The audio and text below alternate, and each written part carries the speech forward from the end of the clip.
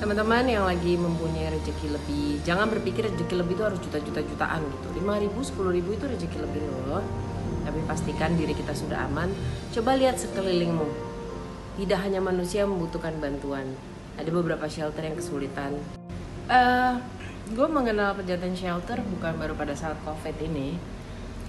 Mereka memang banyak sekali merescue hewan pada saat mungkin beberapa tempat lain menghentikan kalau mereka tidak sanggup ya berkurang dan memperbanyak adopsi keluar karena mereka rescue terus. Jadi bukan sorry ya, setahu gue bukan masa COVID ini aja Pejantan Shelter mengalami hal ini.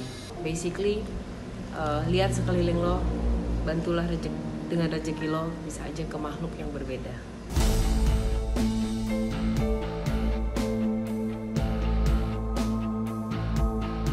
Adalah Pejantan Shelter yang melalui postingannya di sosial media dalam sepekan terakhir viral dan menuai simpati masyarakat karena curhat sudah tak mampu lagi menanggung beban biaya yang harus dikeluarkan setiap bulannya untuk merawat lebih dari 1.500 anjing di sana. Melalui postingan itu, kemudian mengetuk hati aktor tampan Ari Wibowo untuk melihat kondisi Pejantan Shelter secara langsung. Bersama tim selebritas siang, lelaki kelahiran Berlin itu tanpa ragu menyambangi tempat tersebut siang kemarin. Halo, selamat siang. Aku dengan Ari Wibowo, mungkin ketutup sama maskernya jadi nggak terlalu jelas. Dan ini ternyata ditemani selebritas siang.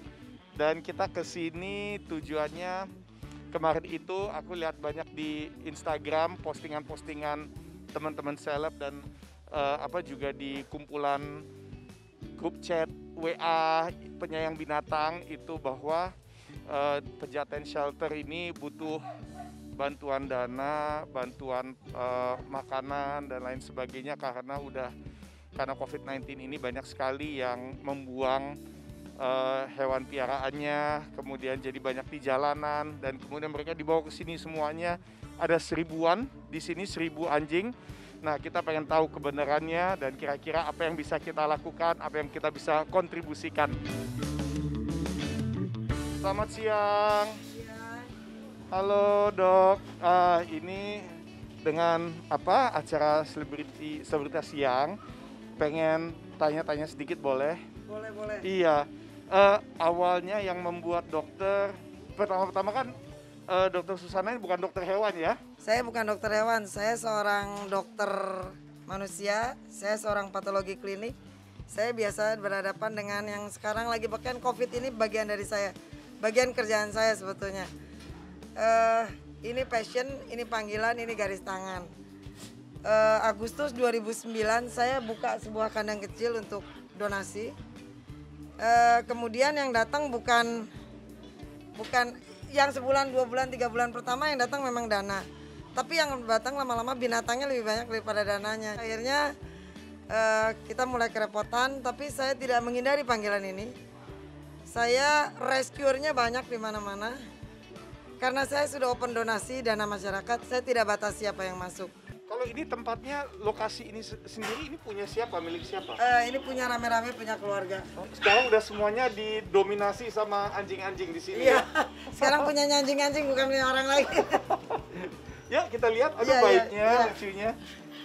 Sebentar kita mesti masuk, tunggu dulu gantian. Yuk. Dengan 1.500 lebih anjing yang ada dan terus bertambah, Dokter Susan tetap berusaha memberikan tempat dan kandang terbaik untuk anjing-anjing terlantar itu. Namun di sela obrolan, perhatian Ari teralihkan dengan kelucuan anjing-anjing yang menyambut kehadirannya dengan riang gembira. Boleh tahu kenapa ini dibedain? Apakah di sini Enggak, ini yang kandang pertama. Ini kandang pertama. Kandang ini dengan anjingnya dan umur masnya sama. Ini masnya udah dengan saya hampir 11 tahun. Nah, kalau anjingnya mati baru dia ngambil dari bagian lain. Tapi nggak ada perbedaan kecuali karena saya dananya terbatas. Jadi kalau bikin kandang per blok. Kalau udah penuh saya bikin lagi, penuh bikin lagi. luar biasa? Ini salah satu blok. Terus saya berkembang akhirnya seluruh tanahnya penuh sama anjing. Mau masuk ke dalam. Oh, sampai ada anjing herders gaya ya? Anjingnya banyak. Wow. Ada hitam, ada Halo. Misi. Oh iya sayang, iya sayang.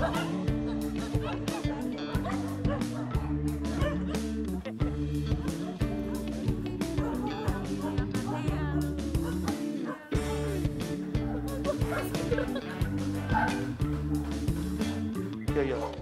Udah. Iya, halo. Halo, halo.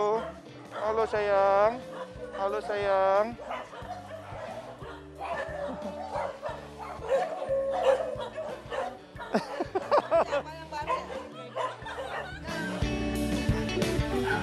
Pemirsa, bagi siapapun yang ingin datang ke Pejaten Shelter, tak perlu khawatir akan digigit oleh 1.000 lebih anjing dari segala macam jenis ini.